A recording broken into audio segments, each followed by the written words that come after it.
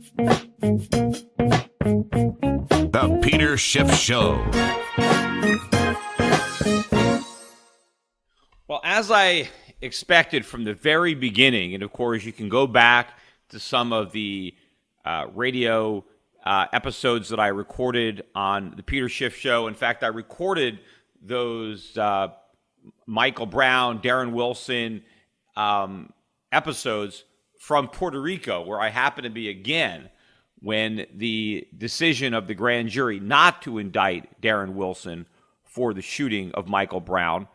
I was saying that this was going to happen from the very beginning. Now, my last podcast, I mentioned that if there were riots or looting in Ferguson, that it wasn't going to be the fault of the grand jury. And in fact, unfortunately, there were riots and looting and violence going on in the streets of Ferguson. Not only Ferguson, but in other American cities, there were protesters out protesting the supposed injustice of the grand jury's decision. No, I watched the press conference, and I think the prosecutor could have done a much better job of making sure that there was no protest or violence by being more forthright about what happened. Instead of being too apologetic, the media treats this with kid gloves because everybody is afraid to really say the truth, to really criticize the actions of Michael Brown and blame Michael Brown for his own death because people are afraid of being called a racist. Look at the way the press reports this. I'm reading articles, Washington Post, like the headline, grand juries normally give the police the benefit of the doubt. Articles like that incite violence because it gets people to think that there was doubt here and that maybe the officer just got lucky. His side was believed because he was a policeman or because he was white. There is no benefit of the doubt because there is no doubt. There is certainty of what happened. All of the witnesses who claimed that Michael Brown was surrendering were lying. Now, maybe if the prosecutor had the balls to prosecute these lying witnesses for perjury, maybe that would send a message. But he's saying, well, I think they actually believed what they were saying. Why would you come to that conclusion? They changed their story repeatedly as the evidence came out refuting their testimony. They were inconsistent. Their testimony was inconsistent with the forensic evidence and inconsistent with their own statements.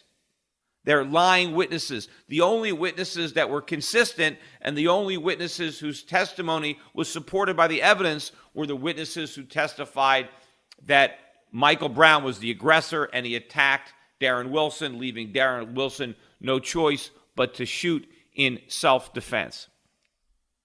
If the prosecutor in his press conference, instead of just, apologizing to the parents of Michael Brown, why doesn't he apologize to Darren Wilson for what these lying witnesses have put him through? Because clearly, based on the evidence and the testimony of the witnesses who are being honest, this should not have even gone to a grand jury. There wasn't even enough evidence to bring it to a grand jury. The only reason that there was a grand jury was because of all the protests. And of course, now they're criticizing the grand jury because they're saying, well, he didn't really try to indict, because if he really wanted to indict him, he wouldn't have presented all of this evidence that he did. Of course, the reason he presented all the evidence was because had he left any evidence out and there not been an indictment, they would have criticized him for that. But of course, it's not the job of the prosecutor to indict somebody who he believes is innocent. If a prosecutor believes an individual is innocent of a crime, he should not attempt to indict him just to appease a racist mob. People are upset, well, you didn't try to indict him. Well, maybe because he knows he's innocent. And why does he know he's innocent? Because he has the facts. He has the testimony of witnesses. He has the forensic evidence. Why charge somebody that you believe is innocent? This was done as a charade to appease a racist mob that was demanding that Darren Wilson be convicted, not just prosecuted, but convicted for a crime there's no evidence that he committed. Now, what would have happened had Michael Brown killed Darren Wilson that night? Right? I mean, what about Darren Wilson's parents? Who would have apologized to them? What the prosecutor should have done a better job of pointing out was that Michael Brown died as a direct consequence of his own violent actions. Instead of just saying, oh, I feel badly that this young child died, how about I feel badly that his parents raised him in such a manner that he's now dead. It's not the police department's fault. Even after he went over the timeline and the Q&A, people kept saying, well, how do we make sure this doesn't happen again? As if the police did anything wrong, as if the police have to change their policies based on this incident. There is nothing to change. Why doesn't the prosecutor say that? He should have told the audience there, you know how you make sure that young men don't get killed by the police? Raise them to respect the law. Raise them to respect authority. Raise them not to rob liquor stores. Raise them to listen to the police. When a policeman tells you to get out of the street, don't curse at him. When a policeman pulls up his car next to you, don't punch him through the window. Don't try to take his gun. When he orders you to lie to the ground, freeze, drop to the floor, or I'll shoot, you listen to him. That's how you stop this from happening again. What the prosecutor should have said is, if the circumstances are the same, if they happen again, if a young man, black or white, assaults a policeman, charges him, refuses to listen to his commands, he'll get shot again. There is nothing that the police department can change, because the actions of Michael Brown led to his death, and he is the only one at fault here. It is not Darren Wilson. When President Obama comes out and says, I want people to protest peacefully, he is encouraging the protests. There is nothing to protest. Why should they protest justice? The only one who should be protesting is Darren Wilson. He should be protesting the fact that these lying witnesses aren't being prosecuted for perjury. That would be justice for Darren Wilson. But when the president says, let's have peaceful protest, he's saying there's something to protest. He is inciting the violence. Why doesn't he come out and say, go home? There is nothing to protest here. We were mistaken. We rushed to judgment. The evidence is clear. The witness testimony is clear. Michael Brown is dead because of Michael Brown's actions. He was violent. He was a criminal. And you know what? I wonder how many other people Michael Brown might have killed had he gotten Darren Wilson's gun. Had he killed Darren Wilson and then had his gun. Who knows how many people would have died? How many mothers and fathers might have lost their children? We never know. See, the problem here isn't with the conduct of the police. It was the conduct of Michael Brown. But you're never going to hear that. They'll beat around the bush, but they're not going to come right out and say it. But that's the kind of wake-up call that Ferguson needs. That the community, the civil rights leadership, that's what they need to do. Because you know what? This is going to happen again. The next time a white policeman shoots a black criminal, right? It's going to be the same thing. Witnesses will lie. Why not? There is no ramification. You can lie all you want.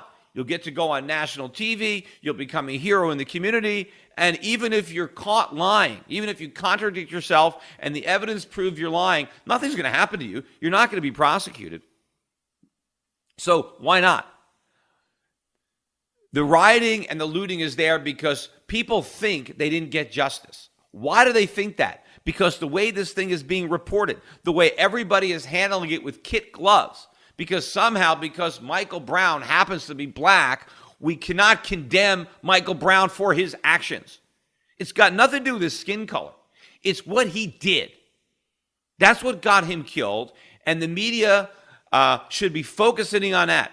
President Obama should be focusing in on that. There are plenty of things that people could be upset about in the inner cities and the black community. but the shooting of Michael Brown is not one of them.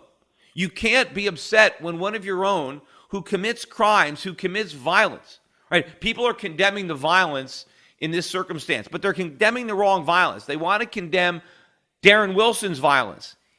He was only defending himself.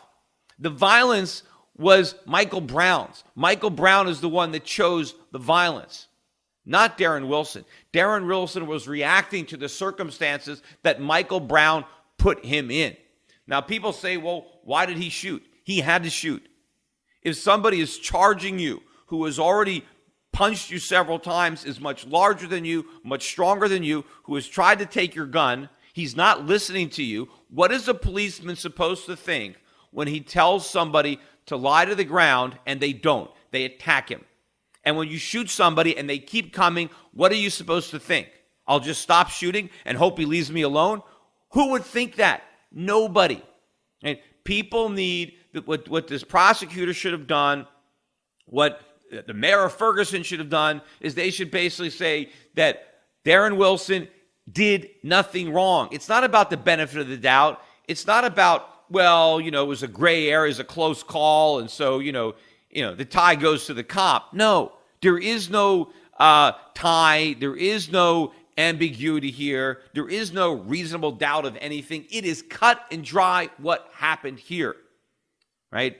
And if we continue to raise our children in the manner that Michael Brown was raised, then more young men, young black men, are going to get killed or kill other people. That's what needs to change, not the police department in Ferguson. And if you can't condemn the action of Michael Brown, what kind of message does that send, right? What kind of message does that send to the community in Ferguson, right? That Michael Brown is the hero in this circumstance? No, Michael Brown is not the hero. He is the villain. Darren Wilson was the victim. Darren Wilson was the hero. What are we telling our policemen, right? This is what happens when you defend yourself. I mean, how do you even hire somebody in Ferguson to police the city? Would the citizens of Ferguson feel better if there were no police? If it was just, a mob, if it was just violence, if it was just thugs that were in control of the city? Is that what they would prefer? Or maybe they can only hire black policemen. Maybe that's it. Maybe the only policemen that they can hire are black policemen, because otherwise a white policeman is going to be afraid to do his job, afraid to go into the city. And in fact, I would think that this would embolden the criminals, because the criminals know that if there's a white policeman there, he may be reluctant to shoot, not because, Darren Wilson was indicted by the grand jury, but just because of all the hell that this individual went through over the past few months. And of course, it's not over. I mean, he's got to move. He can't go out. He can't walk down the streets. Somebody will kill him. He probably knows that. He fears for his life. He'll always fear for his life. Why? Because of the way this is being handled. Trying to find the media outlet that is going to condemn the outrage of this rush to judgment. The fact that so many people believe these lies. And now, after they know the truth, they still believe them. Look, why are people protesting the results? They wanted a conviction regardless of the evidence. People wanted Darren Wilson indicted by the grand jury, even if there was no evidence that he committed the crime that he was charged with. I mean, shouldn't it be a relief? Shouldn't the black community be relieved to learn the truth? Oh my God, we thought this was a white racist cop who just gunned down an innocent child. That's not what happened. The truth is that a violent 18-year-old attacked and almost killed a policeman. But that violent criminal was shot, not by a racist cop, but by a policeman doing his job, protecting his life and the lives of the citizens of Ferguson. Because again, not only did Darren Wilson have to worry about him being shot with his gun, but he had to worry about all the other innocent people that Michael Brown might have shot had he killed the policeman and taken his gun. Because once you kill a policeman, I mean, what's your life worth anyway? I mean, you might as well go out in the bang, Who knows how many, again, innocent people would have been killed. But instead of condemning Brown and and praising Darrell Wilson and apologizing to Darrell Wilson, not one apology to him. The president, as I said, the president should have apologized to Darren Wilson on behalf of the black community. He should have apologized for the racist rush to judgment. Maybe had he done that, maybe had somebody, they stood up, maybe there would be no protests and riots. If you take away the idea that there's some injustice here, because now the protesters think, oh, now it's worse. A, this white cop guns down Michael Brown surrendering, and B, now he gets away with it because he's white. In fact, even during the press conference, some woman asked a question about his hands being up, even though he had said the evidence shows his hands weren't up. They still can't drop that narrative. He never raised his hands. The people who said that lied. Why can't people get that through their head? Maybe because it's not being beaten into it in a way that would make sense, because, again, people are afraid to speak directly about Michael Brown's conduct because they don't want to be called a racist. Well, it's not racist to tell the truth. Today's financial advisors behave like pro wrestling TV commentators. They scream that the recovery is strong, debt is manageable, inflation is low, and that the Federal Reserve has everything under control. They may be oblivious, but the danger is real. Looking beyond the media hype can open a world of broader investing ideas. Euro Pacific Capital is a registered investment advisor that offers stock-focused wealth management services that closely follow the strategy of our founder and CEO, Peter Schiff. We concentrate on those countries that are more closely in tune with Peter's vision of how capitalism is supposed to work. And these investments are not hard to find, provided you know where to look. Isn't it time you change the channel and let Euro Pacific put a little reality back into your portfolio? If you live in the United States and have $25,000 or more to invest, call 800-727-7922. That's 800-727-7922. Non-U.S. residents access similar strategies through Euro Pacific Bank at europacbank.com. Euro Pacific Capital and Euro Pacific Bank are affiliated companies.